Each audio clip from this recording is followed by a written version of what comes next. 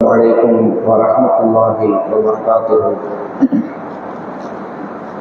إن الحمد لله نحمده ونستعينه ونستغفره ونؤمن به ونتوكل عليه ونعوذ بالله من شرور أنفسنا ومن سيئات أعمالنا. من يهده الله فلا مضل له ومن يضلل فلا هادي له. وأشهد أن لا إله إلا الله وحده لا شريك له وأشهد أن محمدا عبده ورسوله أما بعد. وقال نبينا صلى الله عليه وسلم: إياكم ومحدثات الأمور، كل محدثة بدعة وكل بدعة ضلالة وكل ضلالة في النار. صدق الله العلي الكريم وصدق رسول النبي الكريم ونحن على ذلك من الشاهدين. கண்ணியத்திற்குரிய எல்லாம் அல்ல அல்லாஹ் நல்லடியார்களே, அல்லாஹ் ரப்புல் ஆலமீன் நபிகள் நாயகம் ஸல்லல்லாஹு அலைஹி வஸல்லம் அவர்களை பற்றி சொல்கின்ற பொழுது, லகத் கான லக்கும் ஃபீ ரசூலுல்லாஹி உஸ்வத்துன் ஹஸனா, இந்த மனிதரிடத்திலே உங்களுக்கு அழகிய முன்மாதிரி இருப்பதாக அல்லாஹ் தன்னுடைய திருமறை குர்ஆனிலே சொல்லுகின்றார். அல்லாஹ்வுடைய தூதர் இந்த மனித சமுதாயத்தில் இஸ்லாமியர்களாக இருக்கக்கூடிய அனைவர்களும் தங்களுடைய வாழ்க்கைகளை எப்படி அமைத்துக் கொள்ள வேண்டும் என்ற வழிகாட்டுதலை நமக்கு வழங்கியிருக்கிறார்கள். அந்த அடிப்படையில் அல்லாஹ்வின் தூதருடைய பிரதானமான பிரச்சாரமே அத்துன்யா இஷ்ஷஜரில் முஃமினீன் வ ஜன்னத்துல் காஃபிரீன். முஃமின்களுக்கு இந்த உலகத்தினுடைய வாழ்க்கை என்பது ஒரு சிறைச்சாலையை போன்றதுதான். ஆனால் காபிர்களுக்கு அப்படி இல்லை, அவர்களுக்கு சொர்க்கச்சோலையை போன்றது. ஆகவே முஃமின்களாக இருக்கக்கூடியவர்கள் தங்களுடைய வாழ்க்கைகளை மறுமைக்காக அமைத்துக் கொள்ள வேண்டும், அந்த சொர்க்கத்திற்காக அமைத்துக் கொள்ள வேண்டும் என்று அல்லாஹ்வுடைய தூதர் ஏராளமான இடங்களில் பிரச்சாரம் செய்திருக்கிறார்கள்.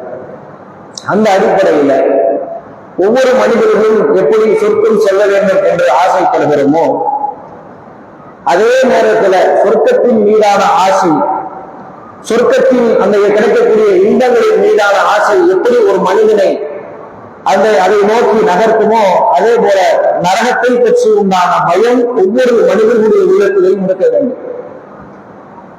இறைவன் வழங்கியிருக்கக்கூடிய அந்த வேதனையை பற்றி ஒவ்வொரு மனிதர்களும் தங்களுடைய வாழ்க்கையிலே தெரிந்திருக்க வேண்டும். அல்லாஹ் ரப்பல் ஆலமீன் நல்லடியார்களுக்கு சொர்க்கத்தையும் கெட்டவர்களுக்கு நரகத்தையும் என்று இறைவன் விதியாக்கி வைத்திருக்கிறான். சொர்க்கத்திற்கு செல்ல வேண்டும் என்று ஆசைப்படக்கூடிய நாம், அந்த இன்பங்களை விரும்பக்கூடிய நாம், அந்த நரகத்தினுடைய வேதனைகள் குறித்து வெறுக்கக்கூடிய மக்களாக இருக்கணும். அதை தெரிந்து கொள்ள வேண்டிய ஒரு கட்டாயத்திலே நாம் எல்லாம் அனைவருக்கும் கண்டிப்பாக தெரிந்திருக்க வேண்டும். அந்த அடிப்படையில் அல்லாஹ்வுடைய தூதர் நரகம் சம்பந்தமான ஏராளமான விஷயங்களை நமக்கு கற்றுத் தருகிறார்கள். நரகத்தின் மீதான பயம் ஒவ்வொரு மனிதர்களுக்கும் இருக்க வேண்டும். அல்லாஹ் ரப்பல் ஆலமீன் திருமறை குர்ஆனிலே சொல்லுகின்றான்: நபியே, நீங்கள் சொல்லுங்கள், அன்னி அனல் கஃபூருர் ரஹீம், அல்லாஹ் எல்லையில்லா மன்னிப்பாளன், எல்லையில்லா கருணையாளன், அல்லாஹ் அதிகமாக மன்னிக்கக்கூடியவன். ஆனால் அதை மாத்திரமே வைத்துக் கொண்டு மனிதன் தவறு செய்யக்கூடியவனாக இருந்துவிடக் கூடாது என்பதற்காக அல்லாஹ் அடுத்த ஒரு விஷயத்தையும் சேர்த்து சொல்கின்றான்: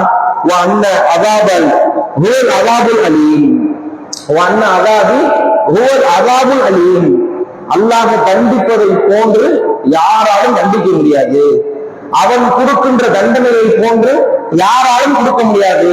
நான் மன்னிப்பாளன் தான், நான் எல்லையில்லா கருணையாளன் தான். ஆனால் அதை மாத்திரமே வைத்துக் கொண்டு என்ன செஞ்சிடக்கூடாது, தவறு செஞ்சிடக்கூடாது. நான் எப்படி மன்னிப்பு உயர்ந்தவனாக இருக்கிறேனோ அதே போல நான் தண்டனை வழங்கினால் என்னை போன்ற தண்டனையை யாரும் வழங்க முடியாது என்று அல்லாஹ் குர்ஆனில் சொல்கின்றார். அதே போல மேலும் இறைவன் பேசுகின்றார்: லா யுஅذிபு அஸாபஹு அஹத், அந்த நாளில் இறைவன் தண்டிப்பதை போன்று ஒரு எவராலும் தண்டிக்க முடியாது. மறுமையுடைய நாளில் இறைவனுடைய தண்டனை என்பது அவ்வளவு கடுமையானதாக இருக்கும் என்று சொல்லி நபிகள் நாயகம் ஸல்லல்லாஹு அலைஹி வஸல்லம் அவர்கள் என்ன செய்றாங்க, அந்த திருமறை குர்ஆனை மக்கள் மத்தியில் வகிச்செய்தியாக நமக்கு அறிவிக்கிறார்கள். அப்ப அந்த அளவிற்கு நரகத்தினுடைய கொடுமை என்பது மிக கொடூரமாக இருக்கும். அல்லாஹ்வுடைய வேதனை என்பது அத்தகைய கடுமையானதாக இருக்கும் சொல்லி அல்லாஹ் திருமறை குர்ஆன்ல சொல்கின்றார். அடுத்ததாக நபிகள் நாயகம் ஸல்லல்லாஹு அலைஹி வஸல்லம் அவங்க சொல்றாங்க, அல்லாஹ் ரப்பல் ஆலமீன் சொர்க்கத்தை படைத்து விட்டு ஜிப்ரீல் அலைஹிஸ்ஸலாத்து வஸ்ஸலாம் அவர்கள் அல்லாஹ் அழைக்கிறார். உன்து இலைஹா, உள்ள நீங்க நுழைங்க, ஆயத்து அஹ்லிஹா, இந்த சொர்க்கத்தை சுத்தி பார்த்துட்டு வாங்க அப்படின்னு அல்லாஹ் சொல்றான். ஜிப்ரீல் மக்களுக்காக, சமுதாயத்திற்காக நான் என்ன செஞ்சிருக்கிறேன், சொர்க்கத்தை படுத்திருக்கிறேன் மக்களுக்காக, நீங்க உள்ள போய் எப்படி இருக்குன்னு பாருங்க அப்படின்னு சொல்லி அல்லாஹ் ஜிப்ரீல் அலைஹிஸ்ஸலாத்து வஸ்ஸலாம் அவங்களை அனுப்புறான். அவங்க போய் சொர்க்கத்தை எல்லாம் பாக்குறாங்க. பார்த்துட்டு அல்லாஹ் சொல்றாங்க, இறைவா உன் கண்ணியத்தின் மீது ஆணையாக சொல்கிறேன், இந்த சொர்க்கத்தை எவரேனும் பார்த்தால் அவர் அல்லது இதை பற்றி இன்பங்களை அவர் செவிமடுத்தால் கண்டிப்பாக இவரை நுழைய வேண்டும் என்று ஆசைப்படுவார்கள். எப்படியாவது சிரமப்பட்டாவது இந்த சொர்க்கத்தை நாம் அடைய வேண்டும் என்று விரும்புவார்கள் அப்படின்னு அந்த சொர்க்கம் முழுக்க விஷயங்களை இது ஜிப்ரீல் அலைஹிஸ்ஸலாம் ரொம்ப ஸ்லாகித்து சொல்றாங்க. சொன்ன உடனே அல்லாஹ் சொல்றான், இருங்க, அவசரப்படாதீங்க, பொறுமையா இருங்க அப்படின்ட்டு ரசூலுல்லாஹ் சொல்றாங்க. அந்த சொர்க்கம் என்ன செய்யுதுன்னா ஆசைகளால் என்ன செய்யுது, சூழப்படுகின்றது. அந்த சொர்க்கத்தை சிரமங்களால் அல்லாஹ் என்ன செய்யறான்னா அதை மூடுகின்றான். சிரமங்களை கொண்டு அந்த சொர்க்கத்தை மூடுகின்றான். மூடிட்டு இப்ப போய் பாருங்க அப்படின்னு சொல்லி சொன்ன உடனே போய் பார்த்துட்டு வந்து சொல்றாங்க, இறைவா உன் கண்ணியத்தின் மீது ஆணையாக நான் சொல்கின்றேன், இதுல யாருமே வர முடியாமல் போயிருமோ அப்படின்னு நினைச்சு நான் பயப்படுறேன். ஏன்னா சொர்க்கத்திற்கு வருவதற்கு இவ்வளவு சிரமங்கள் இருக்கின்றதா, இதுல யாருமே வர முடியாமல் வேண்டுவார்களோ என்று நினைத்து நான் என்ன செய்கின்றேன், இப்பொழுது நான் வருத்தப்படுகிறேன் என்று சொல்லி ஜிப்ரீல் அலைஹிஸ்ஸலாத்து வஸ்ஸலாம் அவர்கள் என்ன செய்றாங்க சொல்றாங்க. அடுத்ததாக அல்லாஹ் நரகத்தை போய் பாருங்க அப்படிங்கிறான். நரகத்தை போய் பார்க்கிறாங்க. பார்த்துட்டு சொல்றாங்க, இறைவா உன் கண்ணியத்தின் மீது ஆணையாக நான் சொல்லுகின்றேன், இதை பற்றி உண்டான அறிவு ஞானம் அவர்களுக்கு இருந்தால், இதை பார்த்தால், இதை இந்த வேதனையை பற்றி அவர்கள் செவிமடுத்தால் கண்டிப்பாக இதில் நுழைய எவரும் விரும்பவே மாட்டார்கள், இதை வெறுக்கக்கூடிய மக்களாகவே இருப்பார்கள் என்று சொல்லி ஜிப்ரீல் அலைஹிஸ்ஸலாத்து வஸ்ஸலாம் அவர்கள் பேசுறாங்கன்னா இந்த விஷயத்தை பற்றி சொல்றாங்க. அதுக்கடுத்து அல்லாஹ் என்ன சொல்றான், சரி பொறுமையா இருங்க அப்படின்னு சொல்லிட்டு ஆசைகளை கொண்டும் மனோ இச்சைகளை கொண்டும் அந்த நரகத்தை இறைவன் மூடுகிறான். இப்ப போய் பாருங்க அப்படின்னு சொல்ல உடனே அதுக்கப்புறம் போய் பார்த்துட்டு சொல்றாங்க, இப்போது நான் மிகவும் பயப்படுகிறேன். அதிகமான மனிதர்கள் இந்த ஆசையின் காரணமாக, மனோயிச்சியின் காரணமாக இந்த நரகத்திலே வந்து விழுந்து விடுவார்களோ என்று நினைத்து நான் பயப்படுகிறேன் என்று சொல்லி ஜிப்ரீல் அலைஹிஸ்ஸலாத்து வஸ்ஸலாம் அவர்கள் சொல்லக்கூடிய ஒரு செய்தியை பார்க்கிறோம். அவங்க சொல்றாங்க, இதுல யாருமே தப்பிக்க முடியாது போலயே, யாருமே தப்ப மாட்டாங்க போலயே, எல்லாரும் இதை மாட்டிக்கிறாங்க போலயே அப்படின்னு நான் ரொம்ப பயப்படுறேன் அப்படின்னு அவங்க சொன்னதாக ஹதீஸ்கள்ல நாம பார்க்கிறோம். அப்ப இந்த நரகத்தினுடைய வேதனையை அதை எப்படி வைத்திருக்கிறான்னு பாருங்க. அது பார்க்கக்கூடிய மனிதர்கள், அதை செயல்படுத்தக்கூடிய மனிதர்கள் யாரும் அந்த நரகத்தை பற்றி உண்டான அறிவுஞானம் அவர்களுக்கு இருந்தால் அதை வெறுக்கக்கூடிய மக்களாக இருப்பார்கள் என்று சொல்லக்கூடிய ஒரு செய்தியை பார்க்கிறோம். இன்னும் சொல்ல போனால் அல்லாஹ்வுடைய சுருக்கமா சொல்றாங்க, அந்த நரகத்தினுடைய வேதனை எப்படி இருக்கும் அப்படின்னு சுருக்கமா சொல்லும் போது சொல்றாங்க, இந்த உலகத்துல உச்சகட்டமான இன்பங்களை அனுபவித்த ஒரு மனிதரை எல்லாம் அழைப்பாங்க. மறுமை நாள்ல உலகத்திலேயே உச்சகட்டமான இன்பங்களை இன்றைக்கு நம்ம முகவூர்ல கூட பார்க்கலாம். செல்வங்களுடைய வீடுகளை பார்க்கும் என்று சொன்னால் அவங்களுடைய அந்த கழிவறையே பயங்கரமான டிசைன் ஆகும். அது பாத்ரூமா இது என்ன அப்படின்னு கேட்கக்கூடிய அளவிற்கு அவங்களுடைய கழிவறையாக இருக்கட்டும், அவங்களுடைய வாழ்க்கை முறையாக இருக்கட்டும், அவர்கள் வீடுகளில் இருக்கக்கூடிய அந்த கார்களுடைய அணிவிப்புகளாக இருக்கட்டும், இப்படி அந்த செல்வந்தர்களுடைய வாழ்க்கை அந்த லைஃப் ஸ்டைல் எடுத்து பார்த்தோம்னா இன்றைக்கு நிறைய நிகழ்வுல பணக்காரங்க வீடு அந்த யூடியூப்ல எல்லாம் அடிச்சுன்னா வரும் அவங்களுடைய லைஃப் ஸ்டைல் எப்படி இருக்கு அப்படின்னு. அப்படி உலகத்திலேயே உச்சகட்டமான மனிதனை, இன்பங்களை அனுபவித்த மனிதனை அல்லாஹ் செய்வானா அழைத்து நரகத்துல ஒரு முக்கு எடுப்பானா. உலகத்துல நல்ல சந்தோஷமாக கேட்டவைகள் எல்லாம் கிடைக்கக்கூடிய ஒரு மனிதனாக, பெரிய செல்வந்தனாக, கோடீஸ்வரனாக, சீமாட்டியாக வாழ்ந்த ஒரு மனிதரை அல்லாஹ் அழைத்து அந்த இன்பங்களை சந்தித்த, அந்த இன்பங்களை அனுபவித்த அந்த மனிதனை அழைத்து அல்லாஹ் நரகத்திலே ஒரு முக்கு எடுத்துட்டு அல்லாஹ் கேட்பானா, எது ஆதமுடைய மகனே, அது மர்றபிக்க நைமன், உலகத்துல ஏதேனும் சந்தோஷத்தை அனுபவிச்சியா நீ? யாரு?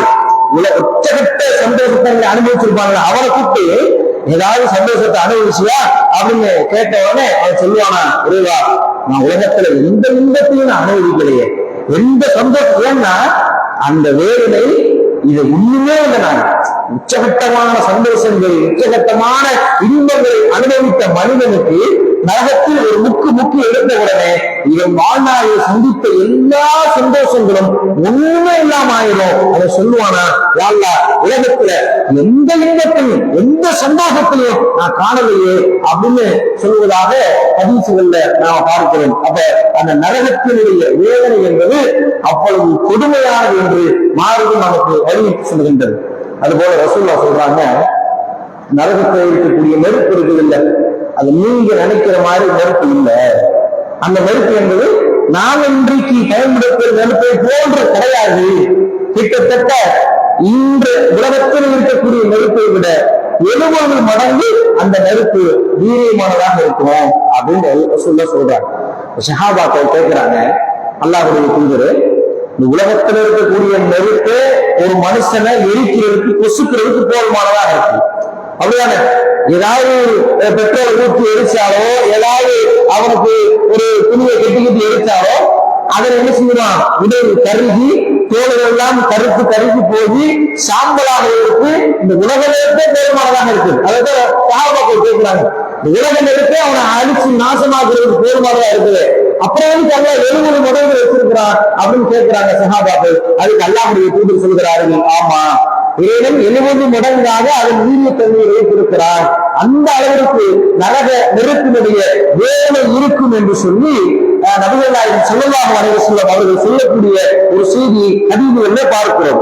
அதே மாதிரி நரகம் இறைவன் சொல்லுமா, நரகம் என்ன செய்யும், இறைவனிடத்துல கோரிக்கை வைக்கும், இஸ்தகத்தின் நாறு இலா ரப்பிஹா, நரகம் இறைவனிடத்திலே முறையிடப்பட்டது, அக்கல பாலி பாகா, இறைவா என்னுடைய ஒரு பகுதி இன்னொரு பகுதியை தின்று விடுகின்றது, ஒரு பகுதி இன்னொரு பகுதியை சாப்பிடுது. ஏன்னா நெருப்பினுடைய வீரியம், அதான் நரகம் சொல்லுது, ஒரு பகுதி இன்னொரு பகுதியை தின்று. அப்படின்னா என்ன இருக்கும், ஒரு நீளமான பேப்பரை சுருட்டி வச்சுட்டு ஒரு முறையை நம்ம பொறுக்கணும்னா என்ன செய்யும், அந்த இடங்கள் அப்படியே அழிஞ்சுக்கிட்டே ஒரு பகுதி இன்னொரு பகுதியை திண்டுகிட்டே இருக்கும். தீக்குச்சியை பொறுக்கிறோம், ஒரு இடத்துல எரிஞ்சுக்கிட்டே இருக்கும், அப்படியே கொஞ்சம் கொஞ்சமா என்ன செய்யும், அந்த வெப்பம் இன்னொரு பகுதியை அப்படியே தின்னுகிட்டே வரும். அதே மாதிரி நரகம் முறையிடுமா, புஸ்தகத்தின் நாள் இல்லா ரப்பிகா, நரகம் இறைவனிடத்திலே முறையிட்டது, அக்கல பாகை பாகா, இறைவா என்னுடைய ஒரு பகுதி இன்னொரு பகுதியை தின்று விடுகின்றது, அதனால எனக்கு வருடத்திற்கு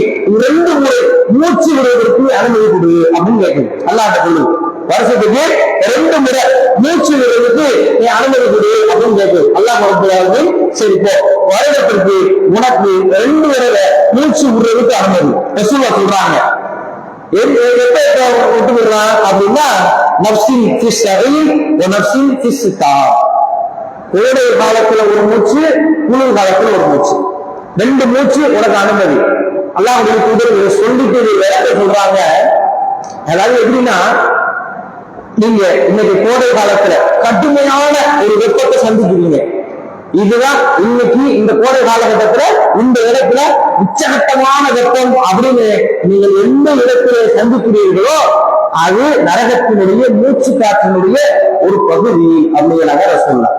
கடுமையான வெப்பம் இந்த இடத்துல இத்தனை டிகிரி இருக்குது அப்படின்னு ஆராய்ச்சி பண்ணி சொல்றாங்கல்ல, திருப்பூர்ல இவ்வளவு, திருச்சியில இவ்வளவு, வேலூர்ல இவ்வளவு, மதுரையில இவ்வளவு அப்படின்னு ஆராய்ச்சி பண்ணி ஒவ்வொரு ஊர்ல, ஒவ்வொரு மாநிலத்துல, மாவட்டத்துல, இந்தியாவில, உலகத்துல இப்படி எந்த இடத்துல உச்சகட்டமான உடல் இடமாக இருக்குதோ நீங்கள் தெரிந்து கொள்ளுங்கள், நரகத்தினுடைய மூச்சு காற்றினுடைய ஒரு பகுதி என்று அல்லாஹ் சொல்றாங்க.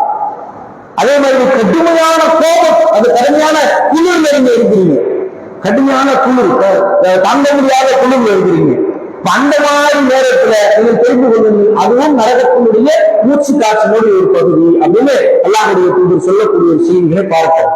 நம்ம ஏரியாக்கள்ல அந்த அளவுக்கு இருக்காது, இன்னும் நிறைய இடங்கள்ல குளிர் பிரதேசங்கள்ல பார்க்கலாம். பனி பிரதேசங்கள்ல, குளிர் பிரதேசங்கள்ல எந்த அளவுக்கு என்று சொன்னால் பயங்கரமான குளிரா இருக்கும். அந்த நாடு, அவருடைய வீடு எல்லாம் ஐஸ் கட்டியால சூழப்பட்டிருக்கும். நம்ம ஏரியாக்கள் என்ன செய்வாங்க, காலையில எந்திரிச்ச உடனே வீட்டை தொழிச்சு என்ன செய்வாங்க, கூட்டி பெருக்கி இது பண்ணுவாங்க, ஆனா அங்க காலையில எந்திரிக்கும் போது அந்த சபை மாதிரி இருக்கும் பாத்தீங்களா, சித்தாலே குத்தணும் அந்த இதோட தான் வெளியே வருவாங்க. ஏன்னா வீட்டு முன்னாடி அவ்வளவு ஐஸ் கட்டி கிடக்கும். அந்த ஐஸ் கட்டியை பூரா என்ன செய்வாங்க, அள்ளி முதல்ல தூக்கி போட்டுட்டு அடுத்த வேலையை ஆரம்பிப்பாங்க. காரை டோரை திறக்க போனா அதுல ஃபுல்லா ஐஸ் கட்டியாக என்ன செஞ்சிருக்கும், சூழ்ந்து இருக்கும். அதை ஏதாவது வச்சு தட்டி ஐஸ் கட்டியை பூரா உடைச்சு எடுத்தா தான் அவர் காருக்குள்ள போக முடியும். அவ்வளவு கல்லாக இருக்கும். கண் இமைகள்ல அந்த கண் இமை இருக்கு பாத்தீங்களா, அந்த இமைகள்ல கூட ஐஸ் கட்டி படர்ந்து வாழ்க்கை வாழக்கூடிய மக்களாக இருப்பாங்க. அவ்வளவு ஒரு கடுமையான குளிராக இருக்கும். ரசூலா சொல்றாங்க, அவ்வளவு குளிரை சந்திக்கிறீங்களா, உச்சகட்டமான குளிர் நினைக்கிறீங்களா, அந்த உச்சகட்டமான குளிர் வேற எங்கிருந்து வரல, நரகத்தினுடைய மூச்சு காற்றினுடைய ஒரு பகுதி என்று அல்லாஹ்வுடைய தூதர் சொல்லக்கூடிய ஒரு செய்தியை பார்க்கிறோம். அவ மனிதர்களாக இன்னைக்கு நாம எப்பேற்பட்ட நிலைமையில இருக்கிறோம். நம்ம வாழக்கூடிய இந்த காலகட்டத்துல ஒரு கோடை காலம் வந்துட்டா நம்மளால தாங்க முடியல, ஏசி இல்லாம இருக்க முடியல. வெளியே போய் 2 மணி நேரம் ஆரம்பிட்டு வந்தோம்னா கூல் ட்ரிங்க்ஸ் தேவைப்படுது. ஒரு ஏதாவது ஒரு கூலா குடிச்சாக்கா நமக்கு ஒரு நிம்மதியா இருக்குது அப்படின்னு தோணுது. ஒரு ஐஸ் வாட்டரை ஃப்ரிட்ஜில் எடுத்து வைமா, நான் வெளியே போயிட்டு வரேன் அப்படின்னு சொல்லிட்டு மெனக்கெட்டு சொல்லி அதை செய்ய வேண்டியதாக இருக்குது. மனிதர்களாக நாம இன்றைக்கு அப்படிப்பட்ட ஒரு வாழ்க்கையை வாழ்ந்து கொண்டிருக்கிறோம். ஆனா இதெல்லாம் மறுமையில கிடைக்குமா, மனுஷன்ல கிடைக்குமா? இறைவன் வைத்திருக்கக்கூடிய அந்த நரகம் என்பது எப்பேற்பட்ட வேறு அல்லாஹ் சொல்றார், லா வாய்ஜி ஒலா தெரியும், அங்கே எந்த குளிர்ச்சியும் இல்லை, மரியாதையும் இல்லை. அந்த கேட்டா கிடைக்காது, குளிர்ச்சியும் கிடையாது, அந்த மரியாதையும் கிடையாது என்று நபிகள் நாயகம் ஸல்லல்லாஹு அலைஹி வஸல்லம் அவர்கள் இறைவன் தன்னுடைய திருமறையில் குர்ஆன் என்று சொல்கின்றார். ஏன்னா எந்த இடத்துல ரசூலா சொல்றாங்க, நாளைக்கு மறுமை நாள்ல நரகவாசிகள் கேட்பார்களாம், யா மாலிக்கு, நரகத்தின் காவலாளியே, லா எப்படி அழுகா ரப்புக், என்னுடைய இறைவனை அழைத்து அவர் சொல்லுவாங்களாம், லா எப்படி அழுகா ரப்புக், யா மாலிக்கே, இறைவனை அழைத்து எங்களுடைய கதையை முடித்து சொல்லுங்கள், போதும், எங்களால தாங்க முடியல, வேதனை உச்சகட்டமா இருக்குது, எங்களால இந்த வேதனையை எல்லாம் தாங்க முடியவில்லை, நாங்கள் ரொம்ப ஒரு கஷ்டப்படுறோம், வேதனையை சந்தித்துக் கொண்டிருக்கிறோம், இறைவனை அழைத்து இத்தோடு எங்களுடைய கதைகளை முடிக்க சொல்லுங்கள் அப்படின்னு என்ன செய்வாங்களா, நரகத்தின் காவலாளியை அழைத்து அவர்கள் சொல்வார்கள். நரகத்தின் காவலாளி சொல்வார், இன்னக்கும் மாற்றிச்சோம், அவ்வாறு அல்ல, அப்படி கிடையாது, உங்களுக்கு காலமும் காலமாக நீங்கள் இந்த நரகத்திலேயே வென்று கொண்டுதான் இருக்கிறீர்கள் என்று நரகத்தின் காவலாளி சொல்லுவார். மக்கள் சொல்லுவாங்க, எங்களால தாங்க முடியல, எங்க கதையை ஏற முடிச்சுட சொல்லுங்க அல்லாஹ், எங்களால வேதனைகளை பொறுக்க முடியல அப்படின்னு மனிதர்கள் கோரிக்கை வைப்பார்கள்.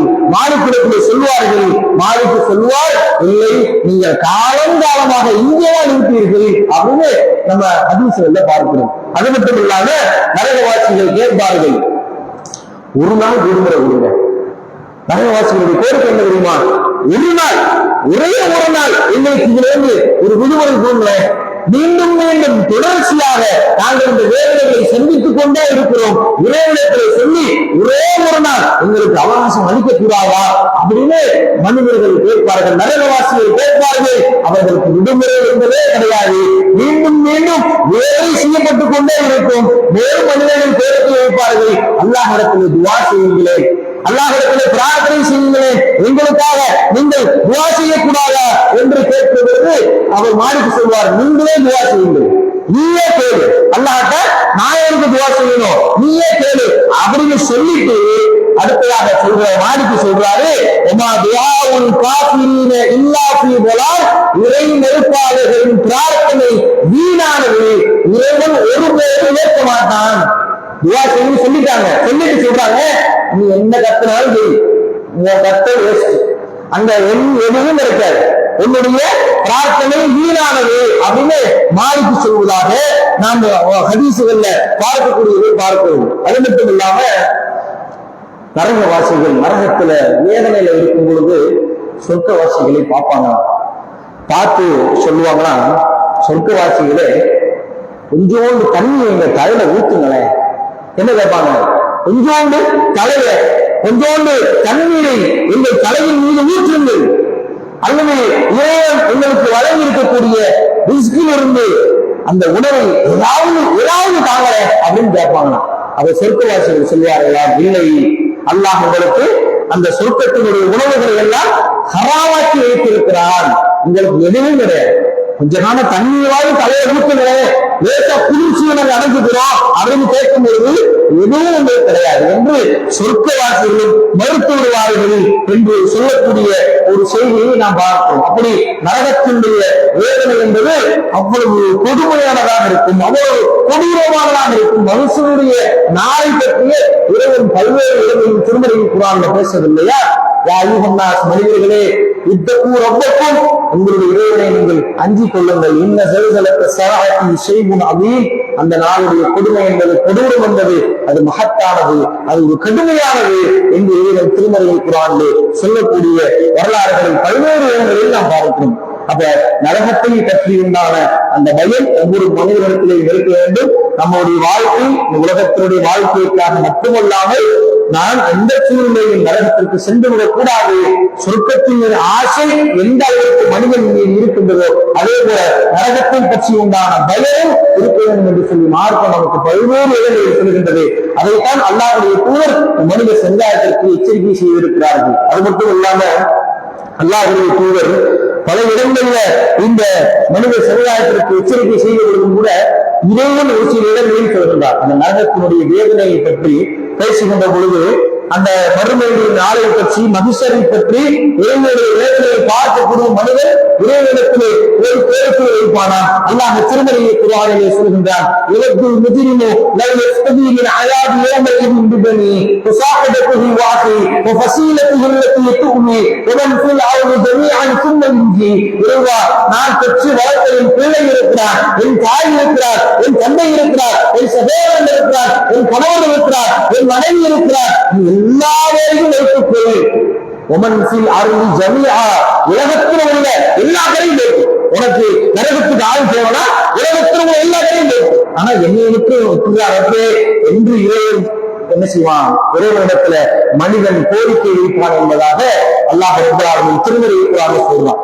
உலகத்தையே பகரமாக கொடுத்துவிட்டு தன்னை ஒருவன் அந்த நாளில் காத்துக் கொள்ள வேண்டும் என்று துடிக்கிறார் என்று சொன்னால் அந்த நாளுடைய வேதனை எப்படி இருக்கும் என்பதை இந்த நேரத்திலே நாம் உணர்ந்து பார்க்க வேண்டும். அதைத்தான் அல்லாஹ் சொல்றான், அத்தகைய கடுமையான நாடுகளை சந்தித்த மனிதன் அந்த நாளில் புலம்புவான் என்பதாக அல்லாஹ் ரப்பல் ஆலமீன் திருமறை குர்ஆனிலே சொல்லக்கூடிய ஒரு வசனத்தை நாம் பார்க்கிறோம். ஆகவே கண்ணியத்திற்குரிய எல்லாம் அல்ல அல்லாஹ் ஜல்லஷானஹு தஆலாவின் நல்லடியார்களே, இந்த உலகத்திலே வாழுகின்ற பொழுது நாம் உலக தேவைக்காக பணம் சம்பாதிக்க வேண்டும், பொருளாதாரத்தை நோக்கி ஓட வேண்டும். அதே நேரத்திலே மறுமைக்காக என்ன சேகரித்து வைத்திருவோம் என்பதை நாம் உணர வேண்டும். ரமலானுடைய நேரம் பள்ளிவாசல்களில் அலை மோதியது, கூட்டங்கள் நிரம்பியது, எல்லாம் மக்களும் சந்தித்தார்கள், சலால் சொன்னார்கள், நோன்பு வைத்தார்கள், இபாதத்துகளை அதிகமாக செய்தார்கள், தான உடம்புகளை அதிகமாக செய்தார்கள். ஆனால் ரமலான் முடிந்த கையோடு அதே போல வழக்கம் போல கூட்டங்கள் குறைந்து விட்டது. அவ்வாறு இல்லாமல் நம்மால் முடிந்த வரை அமல் செய்யக்கூடிய மக்களாக, நம்மால் முடிந்தவரை நன்மை செய்யக்கூடிய மக்களாக, நம்மால் முடிந்தவரை பள்ளி தொடர்பு ஏற்படுத்தக்கூடிய மக்களாக அல்லாஹ் ரப்பல் ஆலமீன் நாம் அனைவரையும் ஆற்று அறிவுறுவானாக. அவ்வாறு செய்து நரக நெருப்பிலிருந்து அல்லாஹ் ரப்பல் ஆலமீன் உங்களையும் என்னையும் உங்கள் குடும்பத்தாரையும் என் குடும்பத்தாரையும் நரக நெருப்பை விட்டு அல்லாஹ் ரப்பல் ஆலமீன் பாதுகாப்பானாக என்று பிரார்த்தனை செய்தவனாக என்னுடைய முதல் உரையை நிறைவு செய்கின்றேன்.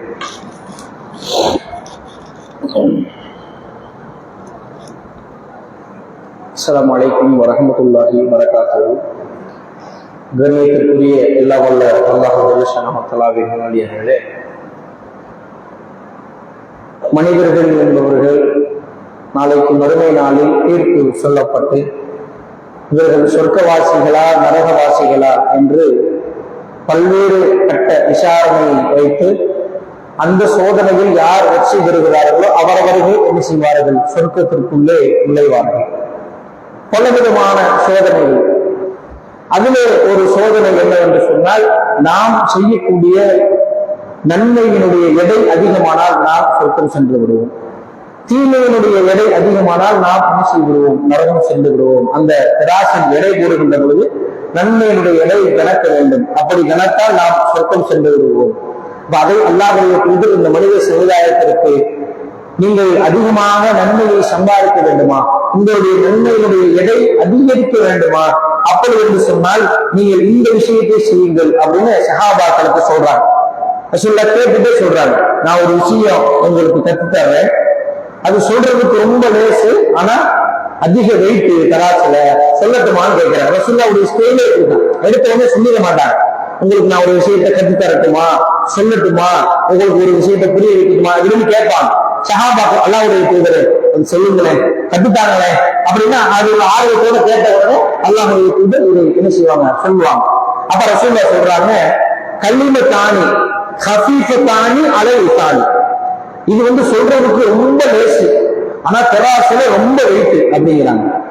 சொல்றதுக்கு ரொம்ப லேசு, ஆனால் இது கிடைக்கக்கூடிய பலம் என்பது ரொம்ப அதிகம் அப்படிங்கிறாங்க. அப்ப சொல்லிட்டாங்க உடனே ரசூலுல்லாஹ் சொல்றாங்க, சுப்ஹானல்லாஹி வ பிஹம்திஹி சுப்ஹானல்லாஹி அலீம். இந்த திக்ரை நீங்க சொல்லுங்க, இது நீங்க ரொம்ப ஈஸியா சொல்லிடலாம், ஆனால் இதனுடைய பலனும் அதிகமாக உங்களுக்கு கிடைக்கும் அப்படிங்கிறாங்க. சாதாரணமா ஒரு கஷ்டமான வேலைக்கு நல்ல சம்பளம் கிடைக்கிறது என்பது இயல்பு. வேலை கஷ்டம், அதனால நல்ல சம்பளம் அப்படின்னு சொல்லிடலாம்.